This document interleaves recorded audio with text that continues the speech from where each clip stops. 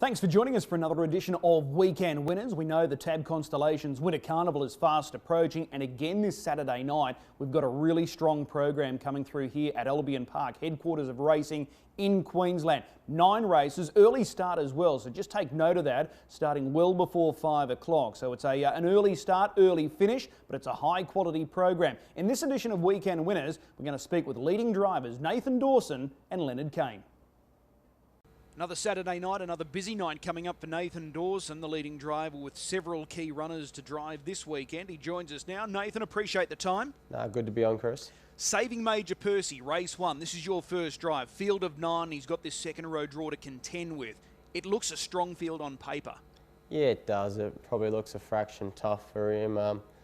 If something goes his way and the race is run upside down, he might be thereabouts, but on paper it probably looks a bit tough. Is the fence the best spot to be in this race? I think for him, he's not really a type of horse that likes to come wide. The wider he gets, probably the worse he is. So he likes the fence, so that's probably where we'll be heading. It looks like it's going to generate good tempo, this field. It does, So I think probably, someone who gets a good trip's probably going to be the one getting into it, but whether it's us or not, I don't know. Okay. Race 2, which is the Open on Saturday night. As you would expect this time of year, it's a good quality field. Again, you've been slammed with a poor draw, the outside of the front row. Crunch Time is the horse in question. We know he's a very capable type, a very fast, speedy horse, but this is a bad draw, isn't it? Yeah, it doesn't look pretty. Even though he has good gate speed, there's plenty under him that can probably match him. So hopefully we can just find a spot somewhere and be finishing off. I think that's probably the best way to go. You don't want a situation like last time out where you got left parked out? No, I don't. He's pretty much, everyone knows what he's like now. When he finds the front, he's hard to beat, but if he gets caught out, he's a different horse. Yeah, there is plenty of power to your inside. Scarlet Babe, the Honey Queen, Deus Ex, Northview Hustler, if they want to, they can all run the gate, can't they?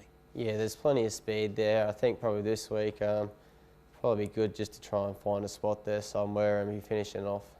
All right, well that's Crunch Time in race 2. Let's move across to race 3 now. Your drive here is Squire. This race on paper looks fairly open, and he's not out of it, Squire. He's actually going quite okay. So how do you rate his chances here? Yeah, it's a pretty open race. His run last week was pretty good actually, considering the sections, and he come from behind, which probably isn't the best thing for him. So he's going well, and if we can get across there somewhere nice and handy, he's definitely in it. If you light him up at the start, does he have the speed to get across? It'll be close, whether I have enough to get over or I'll get it, half a length or not. But we'll be lighting him up and seeing where we end up. Ideally, do you want to be in front? Yeah, he grows a leg in front. That's the way he likes to race. He usually leads up and sets a pretty good tempo, so it's probably the spot to be with him. But there's a number of runners in this field that you can make a case for, which sort of backs up my point. It's open, and luck in running is going to be a key part here. Yeah, probably the horse who gets the best trips probably going to be the one that gets the chockies. But it's an open race, so it'll be interesting. All right, race number 4, you're driving the Inform There's a Chance. He's got gate 1, it's a mile. He's chasing 3 on the bounce. This is a good drive. It is a good drive to pick up. I hadn't driven him for a while, and I picked him up there last week, and he was too good. But saying that, it's probably a step up in grade. But as you said, good gate back to the mile, so he'll be in it. Is it a simple plan of just trying to lead again here, or do you sort of contemplate handing over to a horse like Cashed Up? How do you see it? Oh, he's a good front runner, but you don't want to be copping too much pressure. As I said, he's probably up in grade to what he has been racing, so at least drawing 1, you have options. Yeah, you've certainly got options. You've got an Inform horse drawn directly behind you in Nick's pick, so it is a drive that you've got to drive carefully. It is, you're right. You can't just go out there with one plan, or you kind of come undone. So you got to have a few options and then just see what your best one is as the race unfolds. Okay, race number 5, roll 1 over. You're aboard this guy when he was able to score last time out. You gave him a sweet trip and he got the job done. Did that surprise you in any way, shape or form?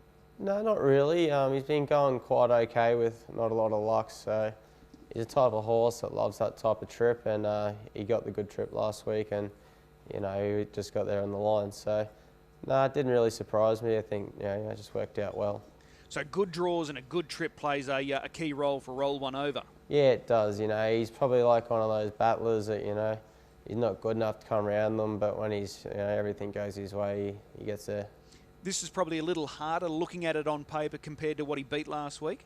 Yeah, it is. But he follows pretty good speed. So if I can find a good spot there somewhere, I'm sure he'll be in the top 5 somewhere. Rock bottom street kid, are they the toughest to beat? Yeah, I think so. Mr. Cleany's going pretty good too. He's probably got the good drawers. So, there's a few in there that are probably above me. Okay.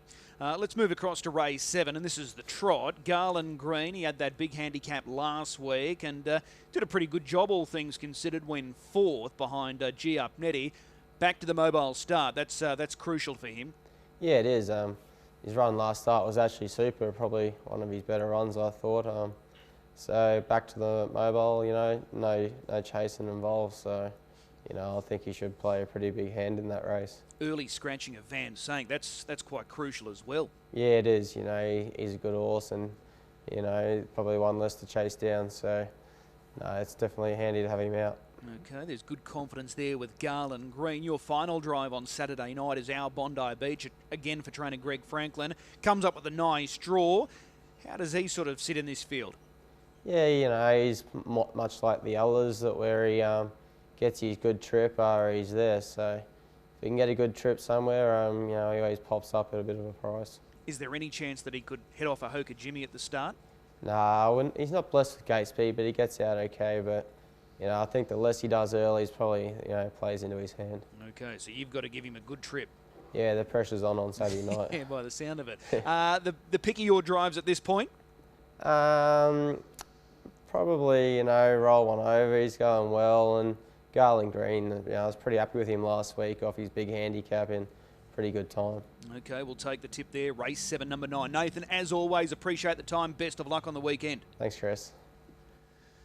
Leonard Cain joins us now to go through his book of drives on Saturday night at Albion Park, and he's in the hot seat. Leonard, appreciate the time. No problem at all, Chris. Thank you. You've got some good drives here on the weekend. We start with race 3, your old favourite, Mr. Freeze. This is a big class drop for him. Yeah, definitely, yeah. Getting into the 2nd division of that race there on Saturday night's awesome for him, Comes out with a fairly good draw as well. We've got options as well because we're a sole second line runner. So, no, that looks an exciting race for him. Like you say, it's a big drop back and I'm expecting big things from him. Last week he took on the Flashing Red, the race won by Max Shard. Probably wasn't ideal the way that race played out for Mr. Freeze. Wasn't away cleanly, and then it was a bit rough and tumble towards the latter part of the race, but he's come out of it well, obviously, because he starts this weekend. Yeah, that's right. Yeah, no, he's come through that run well. Like you said, he sort of scratched away a little bit and then copped a shove around the turn and sort of got off the bit and went through a bit of a flat spot and didn't finish off all the best. But no, he's pulled out well, he's thriving and his work's been good, so we're expecting him to run a real good race. As you said, you're the only runner off the 2nd row here on Saturday night. Looking at that front line, it's hard to sort of predict an early leader. There's a few that can get off the gate, but I think the best thing for Mr. Freeze, it is going to generate good early tempo. Yeah, for sure, yeah, and that'll, like you said, that'll suit him. So, no, I don't think we're too worried there. We'll sort of just drive it as we see it, I think. All right, race number 4, again for Jack Butler. You're going to team up with Obi-Wan. You sat behind this guy recently at Redcliffe, and his recent efforts have been good. I know he's struggling to get across the line. He's had a number of chances, but he is still going well. Yeah, for sure, yeah. No, there's been a lot of merits in his runs, and like you say, he's been racing really well, and I think he's got a bit of an awkward draw there on Saturday night, but if we can cop a nice trip, I think he'll be right there in the finish. He's ultra consistent, so expecting big things from him as well. I'm glad you said it. It does look awkward, gate 6, and you've got a few of those favourite runners drawn in close, like There's a Chance and Cashed Up, so you will need to give him a good trip from that gate. Yeah, that's right. Yeah, obviously we'll need a little bit of luck, but I don't think he's out of it, so hopefully, fingers crossed. Okay. He does have good change-up speed, so that's a plus for him. Yeah, for sure. Yeah, no, like you say, he's got a good turn of foot, so that's obviously on his side, so hopefully we can use it. Race 5 on Saturday night. Again, you team up with Can't Refuse. He backs up from Tuesday. How did you assess that run? Yeah, you know, his run there on Tuesday I didn't think was all that bad. You know, I worked away from the fence there on the first turn, you know, with ideas just to sit quiet and hopefully outdo him late. But the way the race was run, you know, the leader fired up and, you know, it was quite quick. So he had a pretty tough trip, but I don't think it'll worry him. You know, he's a tough sort of horse, so I think he'll show up again on Saturday. The major players in this race look to be It's Mr. Clooney coming out of the Flashing Red, went well, Rock Bottom, you drove him last week, No Luck, and Street Kid who's been a runner-up his last two, so they look the toughest to beat? Yeah, for sure, yeah, no, it's a very good race, but with the right sort of run he'll feature. Okay, let's go across to race 7. This is the trot, Just a Bit Noisy. He's flying, this guy, week in, week out, just puts in 110%. Oh, absolutely, you know, a little bit of luck and he'll be winning, you know, he... like you say, he turns up week in, week out. You know, he very rarely misses the top three. So, you know, he's a great horse to be on, and I'm looking forward to him again on Saturday night for sure. The way he's going at the moment, is he better suited under these mobile start conditions, or do you think he's better suited to the stand like last week's race? I don't think it really worries him either way. You know, he does begin well from the stand, and he also begins quite quick from a mobile. But, you know, I think either way there's sort of... either way, I don't think there's one sort of start type that, you know, like he prefers. I think he's pretty good from both of them. But, you know, with a decent draw from a mobile, obviously, you know, it brings you into the race a lot more, I think. Okay. Van Sank's a really important early scratching from that race, so that's a good thing for you. Oh, for sure, you know, that's great. So, like I said, if we can get a good trip, you know, I think he'll be right there. Well, he'll be right there in the finish regardless, but he's not far away from another win, I don't think. Okay. Race 8, Mosem down again for Jack Butler. How do you think this guy looks placed in this field? Yeah, you know, I think it's quite an even field.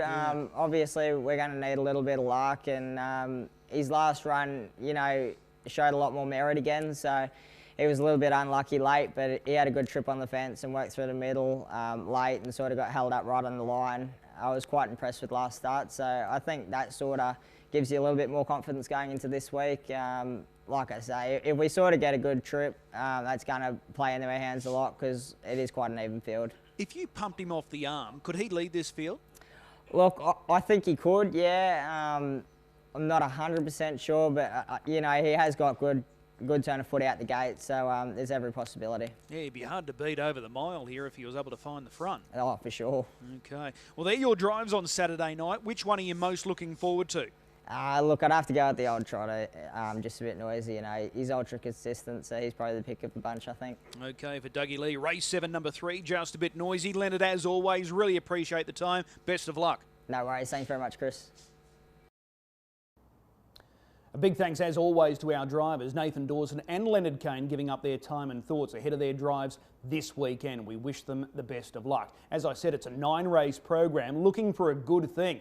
We're going to focus on the trot race, the Mobile Start PSP Trot, and I'm keen on the chances of Sir Fahrenheit. He's the reigning trotter of the year. He's had 2 runs back. He's coming in hot. I think he can score third up here. Race 7, number 6, Sir Fahrenheit, marking him the best bet on the program. If you are gambling this weekend, please do so responsibly. Bet with your head not over it. We'll see you trackside with an early start this weekend.